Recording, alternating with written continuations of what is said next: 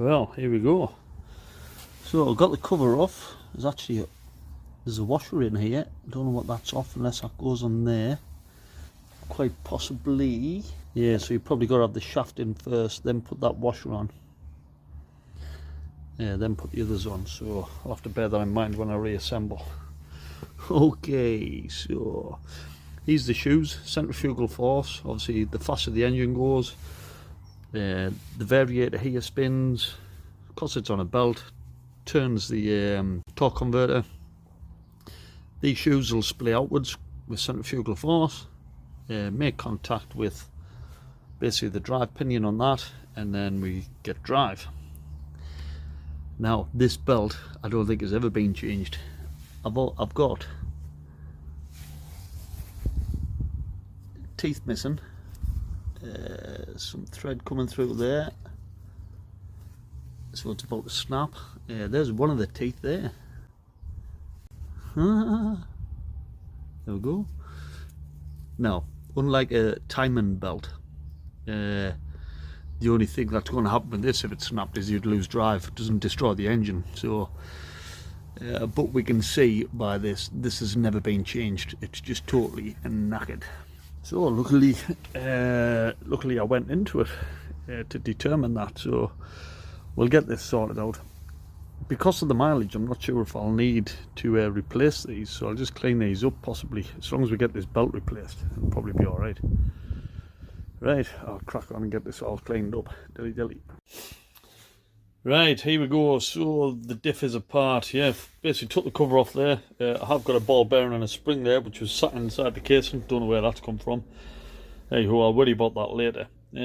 Right, there's a spring here that is meant to be attached to the top of there. I've took that off just so I can show you what happens. So straight away I can see the problem, and you will too, no doubt. There is the reverse pinion totally worn away. It engages with this totally worn away. So when we move the lever right to put it in reverse, basically all that happens is this meshes with the bottom pinion and the top pinion. So it will mesh with the bottom, although there is quite a big gap, but the main one is there. So you can see there's no way on earth that was going to engage it or anything. It's just all worn away. Now, the chances of me being able to purchase just that gear and this shaft, which is the drive shaft that goes right through into the basically the output of the gear, of the drive of the bike, if you like, rather than gearbox.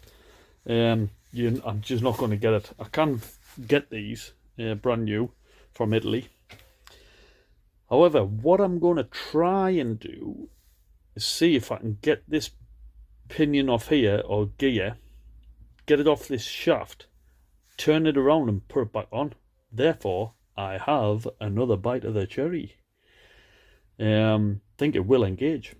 I don't know if I'll get this one off. I think that's part of the actual shaft, but I will have a look and see if that's possible.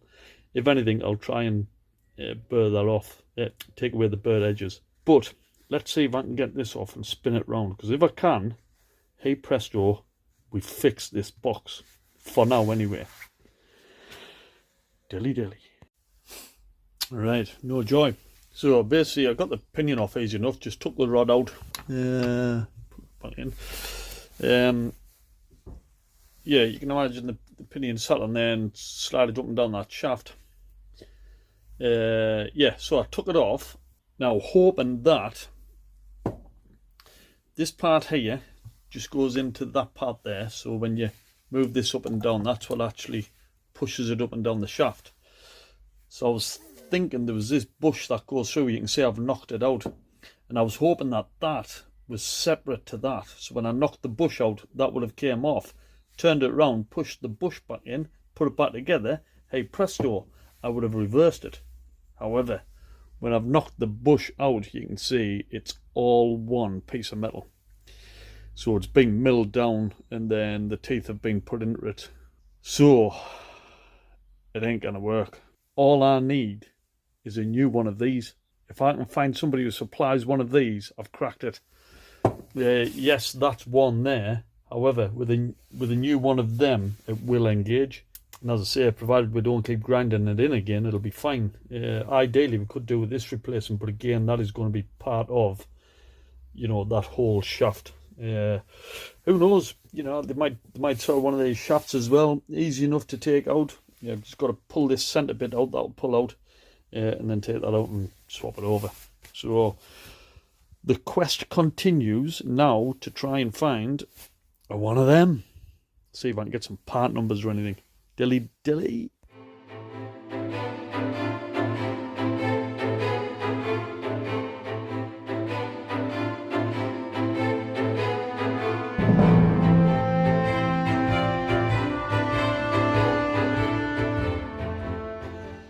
Okay, so gearbox differential, whatever you want to call it. I took it all apart now, so I've just got the two casings, the gubbins, and the shaft. So the shaft that I've ordered, it appears that you get two different types, typically 50-50. I'm not convinced that I've got the right one. However, I can get the right one. It just means I've got to order it somewhere different than Amazon. So ultimately, there's the main shaft, what we would call the input shaft for the differential. Now it's a generic shaft to be used. They use these on micro cars and stuff in Italy, so that's why these gearboxes are kind of readily available. Now this shaft generic is from there to that point there. Anything after that, you either get a male or a female to then put on whatever part you need to fit your application. So basically that bit there, the spline bit, yeah, there's a spline bit and another surface there. Then you've got the thread, which is where the bolt goes on to the end, and the 10mm securing part so you can tighten the bolt up. So all that there is specific to fit the Piaggio engine. Everything from there upwards is just generic to that gearbox that can be used for multiple applications. So this either screws on, which would make it then this a male fitting, so it'll have threads, or it'll screw in, which means it's a female fitting. So the threads will be on this part, what we thread into this, if that makes sense. So now I've got to get this off. I'm going to heat this up and see if I can get this off, and then I'll be able to determine if it's screwed in or screwed on. Dilly dilly. Well, a bit of a dilemma here. It does not appear that this is neither male nor female. It appears that it's actually part of the whole shaft. So this has been milled as one piece. I've had a look through my magnifying glass to see if I can see any join, and then I've had a screwdriver, put it in there to see if I can feel any resistance at all, and it's smooth as. So there's just no point where it would be threaded in or out. It looks like it's just being done as all one piece. I've got it clamped in there because nothing goes on there. It's not a bearing surface or anything. Initially I had that part clamped. Again, that's not a bearing surface. And then I tried to turn this, the big tool, and nothing happened. And that's when I've turned it this way up to determine if indeed it does screw in or screw out. So I don't know what my options are. When I get this new one and I see what it's like, I've also noticed on this, which is another reason why really it does need changing. I don't know if you can see. Yeah, there we've actually got a tooth out on that. I mean, all the rest are fine. Yeah, but that one's damaged there. So all that's one away. We've got damage there. Until the new one comes, I don't know what I'm going to do. The only potential to do is get this cut off. Obviously, I'll take it to a machinist. Get this cut off, and then it gets drilled out and get tapped inside. So then it can go onto the new shaft that we've ordered. That's one possibility. Other than that, trying to get one of these new, which I guess they don't make anymore. But hey ho, we'll see. We'll not be defeated just yet.